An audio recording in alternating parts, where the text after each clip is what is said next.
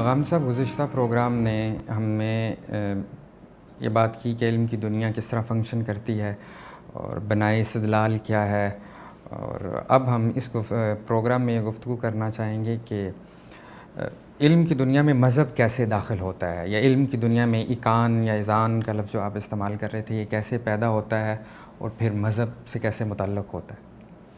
بالکل اسی طرح داخل ہوتا ہے جس طرح کوئی بھی چیز داخل ہوتی ہے۔ یعنی جب آپ کہتے ہیں کہ یہ اب علم کا موضوع بن گئی ہے تو اس کے معنی یہ ہیں کہ کچھ ایسے حقائق بیان کرنا شروع کر دیے گئے ہیں، بیان کرنے والے کے پیش نظر وہ حقائق ہیں بیان کرنا، جن کو وہ دنیا کے سامنے رکھ کے یا تو ان کو دعوت دے رہا ہے کہ آؤ ان کا تجربہ اور مشاہدہ کرو، یا یہ دعوت دے رہا ہے کہ آؤ اس کو عقلی طریقے سے سمجھو۔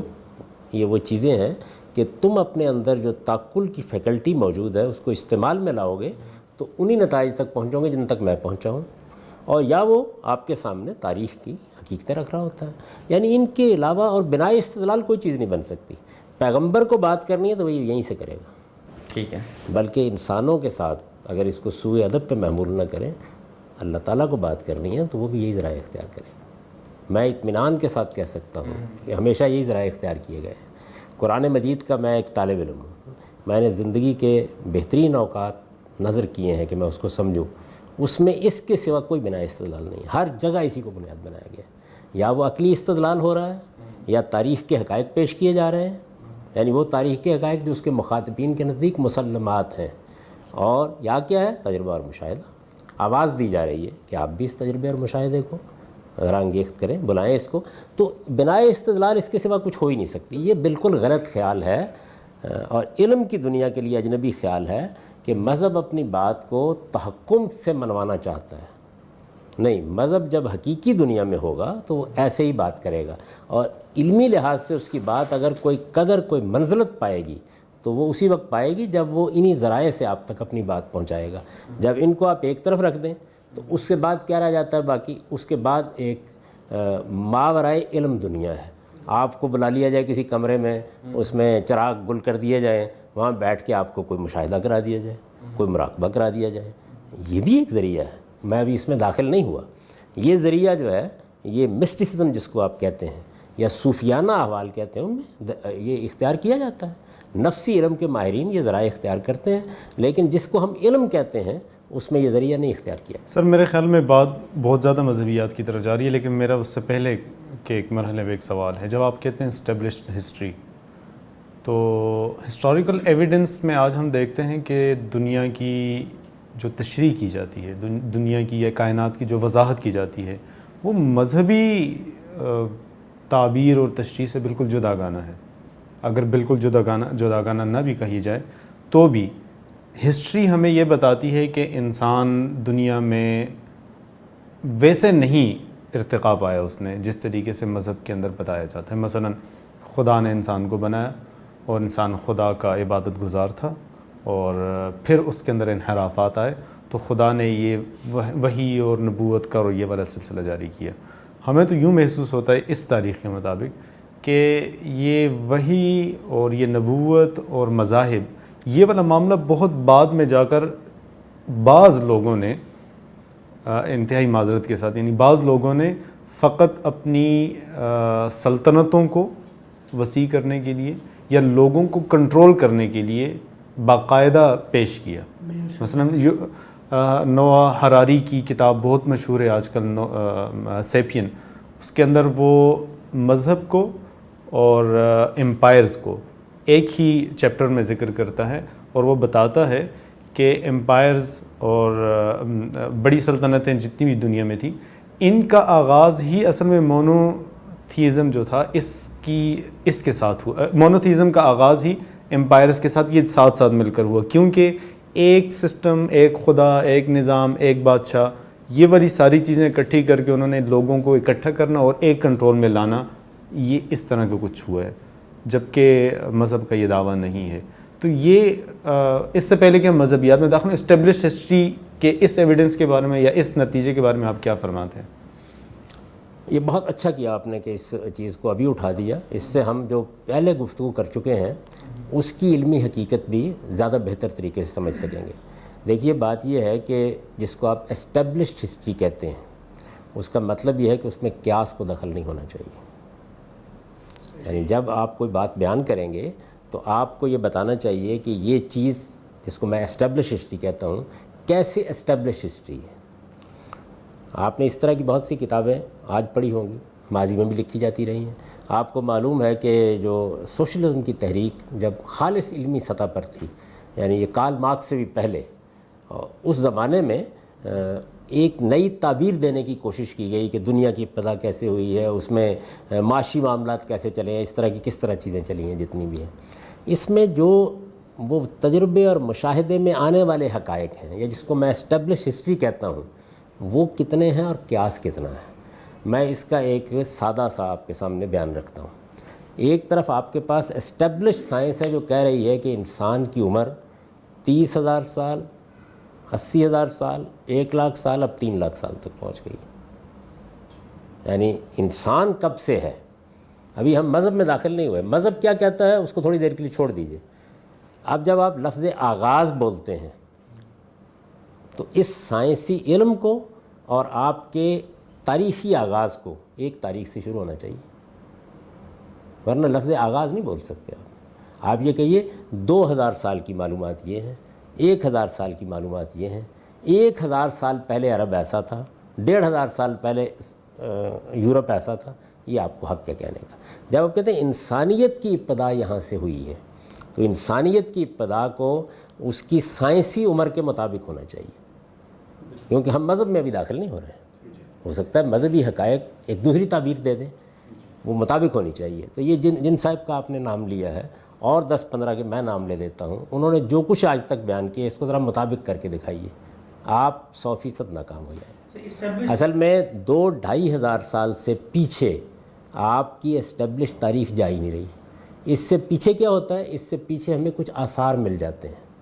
یعنی کبھی فوسل مل جائیں گے, کبھی ہم کسی شہر کو دریافت کر لیں گے, کہیں کسی کے کھنڈر دریافت ہو جائیں گے, کہیں کسی موقع کے اوپر آپ کو کوئی دفینہ مل جائے گا, کوئی کتبہ مل جائے گا.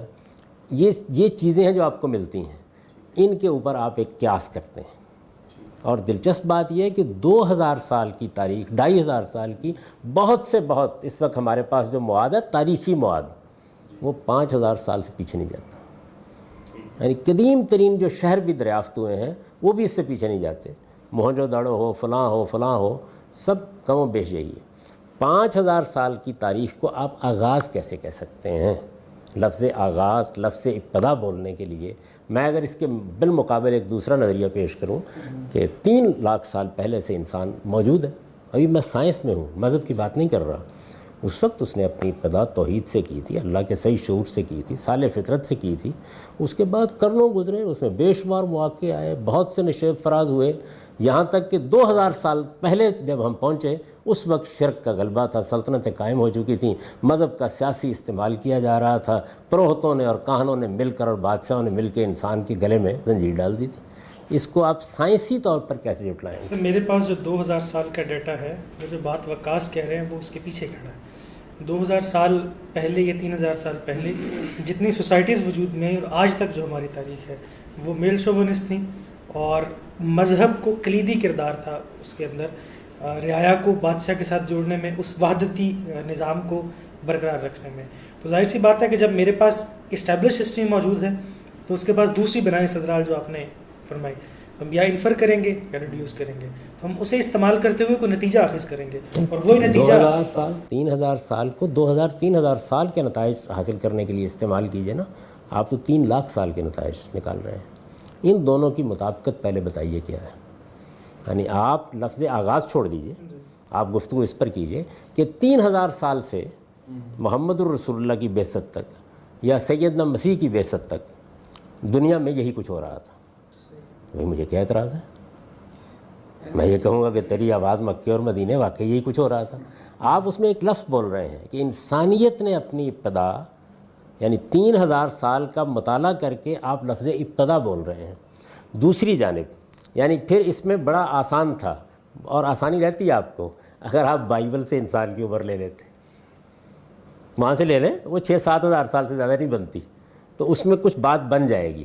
لیکن اب جدید سائنس آپ کو بتا رہی ہے کہ انسان کی حیثیت سے دنیا میں رہنے بسنے کے آثار 3 لاکھ سال تک چلے گئے ہیں. اب ذرا 3000 سال کی 2500 سال کی تاریخ پر ابتدا کا لفظ بولیے. یہ غیر سائنسی ہے, غیر علمی ہے, یہ نہیں بولا جا سکتا. یہ جن لوگوں نے بولنا تھا بول لیا, اس لیے کہ جس وقت یہ الفاظ بولے جا رہے تھے اس وقت کوئی ذرائع ایسے موجود نہیں تھے کہ یہ حتمی طور پر کہا جا سکے کہ انسان 7-7.5 سال سے زیادہ پرانا ہے. اصل میں بائبل کی یہ جو وہ ہے نا شجرہ بیان ہوا ہے کتاب پیدائش میں, جینیسس میں, وہ 7-7.5 سال سے زیادہ جاتا نہیں. تو 7-7.5 سال کے مقابل میں آپ رکھیے نا 4-5 ہزار سال کی تاریخ. اسٹیبلش کا لفظ میں نکال دیتا ہوں تھوڑی دیر کے لیے, جو کچھ بھی تاریخ ہے اس میں قیاس کے باہمی تلازم میں وہ ساری تقریر ممکن تھی جو پچھلی 2 صدیوں میں ہوتی رہی ہے. یہ انسان نے اپنی ابتدا شرک سے کی تھی, اس طرح کی بادشاہتیں قائم ہوئی تھیں, یہ ساری ٹھیک تھی. اب آپ سائنس کی دنیا میں کھڑے ہو کر 3 لاکھ سال کو اس کے مقابل میں کیسے رکھیں گے؟ آپ کا نقطہ نظر اس حوالے سے سامنے آیا ہے, لیکن 2 سوال آپ کی گفتگو کے اوپر میرے ذہن میں آئے ہیں. ایک سوال تو یہ ہے کہ وہ 3000 سال کا کے فاسلز رہے, وہ 5000 سال کے, اگر ہم اسٹیبلشڈ ہسٹری میں سے اسٹیبلشڈ کا لفظ ہٹا دیں, 5000 سال کے ہمارے پاس جو بھی شواہد ہیں ان کو جب ہم دیکھتے ہیں اور اس کے مقابل ایک دوسرا بیانیہ جب دیکھتے ہیں تو وہ آپس میں میچ نہیں کرتا. اس صورت میں ہمیں اس کو اس کے اوپر ترجیح دینے کی کیا وجہ ہے؟ دوسرا بیانیہ جو ہے کیا وہ یہ بتا رہا ہے کہ انسانیت کی ابتدا 5000 سال پہلے ہوئی؟ یعنی جو بھی بیانیہ ہوگا وہ خواہ مذہب کی بارگاہ سے صادر ہو یا سائنس کی, جو بیانیہ ہوگا اسے 2 چیزوں میں مطابقت پیدا کر کے دکھانی پڑے گی. یعنی اگر مذہب کا بیان یہ ہے, تھوڑی دیر کے لیے میں قرآن سے اس سے گفتگو نہیں کر رہا, اگر مذہب کا بیان یہ ہے کہ دنیا کی عمر 5000 سال ہے اور مذہب کا بیان یہ ہے کہ 5000 سال پہلے توحید کا غلغلہ تھا, تو اب کنٹراڈکشن ہو گئی. اسی طرح اب سائنس میں آ جائیے. اگر سائنس کا بیان یہ ہے کہ انسان 5000 سال پہلے آیا اس دنیا کے اندر, اور تاریخ کے جو کچھ آثار ملتے ہیں اسٹیبلش کو آپ نکال دیں وہ بھی ایسے ہی ہیں, اور اس میں تو شرک ہی شرک ہے, تو سائنس کا مقدمہ ثابت ہو گیا. آپ 2 چیزوں کو مطابق کریں گے تو یہ ثابت ہونا ہے. یعنی انسان کی عمر کے بارے میں آپ کو ایک سائنسی بیان دینا پڑے گا. اگر دونوں چیزیں جو ہیں, ایک آپ سائنس سے, تاریخ سے, آثار سے لے لیں, دوسری جانب پھر میں گزارش کر رہا ہوں کہ اگر دنیا میں کھڑا رہنا ہے تو پھر آپ کو بائبل کا بیان لینا پڑے گا, کوئی اور چارہ آپ کے پاس نہیں ہے. یعنی وہ دونوں تو مطابقت پیدا کر کے اس کنٹراڈکشن کو بتا دیں گے جو آپ پیدا کرنا چاہ رہے ہیں, وہ کر دیں گے. اس لیے کہ 5000 سال کو ہم کھینچ کے تھوڑا سا 7000 بنا سکتے ہیں, 5000 سال کو کھینچ کر 3 لاکھ سال کیسے بنائیں گے؟ پچھلے سوال جواب پر جو میرا دوسرا سوال تھا, ایک تو یہ آپ نے اس طرح کلیئر کیا, یہ بات جو آپ نے جواب دیا بڑی حد تک سمجھ میں آنے والا ہے کہ یہ چیزیں تو اس طرح مطابق ہوں تو تب تو سوال بنتا ہے, ادروائز یہ اس کی کوئی اتنی بڑی حیثیت نہیں بنتی. دوسرا سوال, آپ نے دوران گفتگو ایک جملہ کہا کہ جب مارکسزم علمی طور پر اپنا وجود رکھتا تھا اور اپنے آغاز میں تھا, ارتقاء میں تھا, عروج کی طرف جا رہا تھا, تو اس وقت چیزوں کی ایک نئی تشریح کرنے کی کوشش کی گئی, تاریخ کی مادی تعبیر ہوئی. آپ کیا اس سے میں یہ سمجھوں کہ یہ جو ارتقائی نقطہ نظر سے اس طرح کی تاریخ بیان کی جاتی ہے, یہ ایک نئی تعبیر دینے کی کوشش ہے, یا ان کے جو قیاسات ہیں ان کی واقعتاً بھی کوئی بنیادیں ہیں یا کوئی حیثیت؟ یہ بہت ہم ابتدائی سوال سے اس کو مربوط کرتے ہیں. یعنی انسان مجبور ہے, خواہ ہمارے یہ بھائی اس پر جتنا چاہے احتجاج کریں, وہ مجبور ہے کہ چیزوں کے اندر کنسسٹنسی پیدا کرے. یہ ہو نہیں سکتا کہ آپ مساوات شکم پر بات کر رہے ہوں یا آپ کسی جبلت کو بنیادی قرار دے رہے ہوں اور آپ تاریخ سے بے نیاز ہو جائیں. آپ کو لازماً اس کے اندر رکھ کے بتانا پڑتا ہے. مثلا ان کا مسئلہ کیا تھا؟ ان کا مسئلہ یہ تھا کہ وہ انسان کی فطرت کے پچھلے 2-2.5 ہزار سال کے تعامل کو چیلنج کر رہے تھے. انسان کی فطرت تو یہ نا کہ وہ ملکیت کا تصور رکھتا ہے, وہ زمین کا مالک ہو گیا, وہ برتنوں کا مالک ہو گیا, وہ عورت کا مالک ہو گیا, وہ بھیڑ بکریوں کا مالک ہو گیا. ملکیت کے اس تصور کو جو بہرحال 2,000-2,500 سال پر پھیلا ہوا ہے, جس کے شواہد ہیں, اس کو چیلنج کرنا ہے. اس کو چیلنج کرنے کے لیے آپ مجبور ہیں کہ آپ ماضی سے استدلال کریں. ماضی سے استدلال کے لیے آپ کو تاریخ کی ایک تعبیر کرنی پڑے گی. اب یہ ضروری ہوا کہ دور دراز جگہوں پر جا کر کوئی ایسی جگہ تلاش کی جائے جہاں لوگ مل ملاک کھا لیتے ہوں. تو میں نے اس کے اوپر ایک زمانے میں اپنے کالج کے زمانے میں تبصرہ کیا تھا کہ اتنی دور جانے کی کیا ضرورت تھی، میں یہاں کچھ خانقاہوں میں لے جاتا ہوں، وہاں پر آج بھی لوگ مل کے کھا رہے ہیں، ہو سکتا ہے اسی سے انسانیت کی ابتدا ہوئی ہو۔ تو یہ ہر نقطۂ نظر یہ بالکل وہی ہے، اب آپ اس کو علم سے مربوط کر کے دیکھیں، ہر نقطۂ نظر مجبور ہے کہ یا آپ کو تجربے اور مشاہدے سے وہ چیز دکھائے یا عقلی استنباط کرے۔ اس میں بھی جو نتیجہ نکالا جا رہا ہے کہ یہ دیکھیے یہ فلاں بستی، یہ اس میں ملنے والے گھڑے کے ٹکڑے، یہ دیکھیے یہ جو ایک صحن، اس کے بعد وہ دوسرا عمل کیا ہوتا ہے؟ وہی عقلی قیاس، وہی استنباط۔ میں نے اس کی ایک مرتبہ مثال دی تھی کہ اگر مثال کے طور پر عرض کر رہا ہوں، اگر رسالت مآب صلی اللہ علیہ وسلم کی بعثت سے 1 سال پہلے ایک طوفان آتا، ایک سیلاب آتا، مکے کی بستی اجڑ جاتی، تو جو آثار ملتے ان کی روح سے بیت اللہ مسجد حرام نہیں تھی، اس لیے کہ اس میں سے بت ملنے تھے، تو بت خانہ ہی ہونا تھا نا۔ اچھا اب تاریخی حقیقت کو دیکھیے کیا ہے، آثار جو داستان سناتے وہ کیا ہوتی، تو ہم آثار کا مطالعہ کرتے وقت بھی مجبور ہیں کہ ریلیشن پیدا کریں۔ وہ ریلیشن کون کرتا ہے؟ وہی عقلی استدلال، یعنی چونکہ یہاں بت پڑے ہوئے ہیں، آپ دیکھیں موہنجو دڑو کے اوپر جو کتابیں لکھی گئی ہیں آپ ان کو کبھی پڑھیں، کیسے ہم اندازہ لگاتے ہیں یہ بات کہ یہ مثلاً برات کے بیٹھنے کی جگہ تھی، کیسے اندازہ لگتے ہیں کہ یہ دار الندوہ تھا، یہاں پر اصل میں بحث مباحثہ ہوتا تھا۔ وہ کچھ آثار ہوتے ہیں جن سے قیاس کر رہے ہوتے ہیں۔ تو عام طور پر جب ایسا بیان دیا جاتا ہے تو لوگ 2 چیزوں کو الگ نہیں کرتے، ایک ہے وہاں کعبے میں پڑے ہوئے بت، اور ایک ہے ان کی بنیاد پر یہ دعویٰ کہ یہ بت خانہ ہے۔ پہلی چیز حقیقت ہے، دوسری چیز استنباط ہے، اور استنباط کتنا غلط ہو سکتا ہے یہ اس کی مثال ہے۔ تو ہمارے پاس تو ذرائع یہی، ہم نے شروعات یہیں سے کی تھی کہ ہم دیکھیں گے کوئی چیز حواس میں آئے گی، ہمارے سامنے کوئی گٹروں کے ڈھکن آئیں گے، کوئی مرتبان ٹوٹے ہوئے آئیں گے، ان کا ایکسپیرینس ہوگا، پھر اس پہ آپ تعقل سے کڑیاں ملائیں گے اور پھر اس کے نتیجہ نکالیں گے۔ تو ہمارے پاس تو ذریعہ علم یہ ہے، تو اب ہم ان کو میں نے آپ سے زیادہ اس بات کو بیان کیا کہ ذرائع علم 3 ہی ہے، یعنی اس وجہ سے ہمارے تمام انسانی فیصلے انہی کے اندر رہنے چاہیے، اور ان انسانی فیصلوں کو اسی طرح متواضع جگہ پر کھڑا ہو کر، عاجزی کی جگہ پہ کھڑا ہو کر پیش کرنا چاہیے۔ اس میں نے گزارش کی تھی کہ یہ لفظ بولا جاتا ہے ایمان، لفظ بولا جاتا ہے یقین، یہ انسانی دائرے میں بولا جا رہا ہوتا ہے۔ اس کو اگر آپ اس طرح تحلیل کریں گے تو کچھ بھی باقی نہیں رہے گا، یہاں تک کہ تجربہ اور مشاہدہ بھی باقی نہیں رہے گا۔ آپ ہیوم کو بلا لیجئے اور یہاں بٹھا لیجئے، اس کے بعد یہ میں آپ سب غائب ہو جائیں۔ ٹھیک ہے جاوید صاحب، گفتگو بڑے خوبصورت موڑ پہ آ رکی ہے، تو میرا خیال ہے ہم اس نشست کو یہاں پہ ختم کرتے ہیں، انشاءاللہ گفتگو کو یہیں سے دوبارہ شروع کریں گے اگلے پروگرام سے۔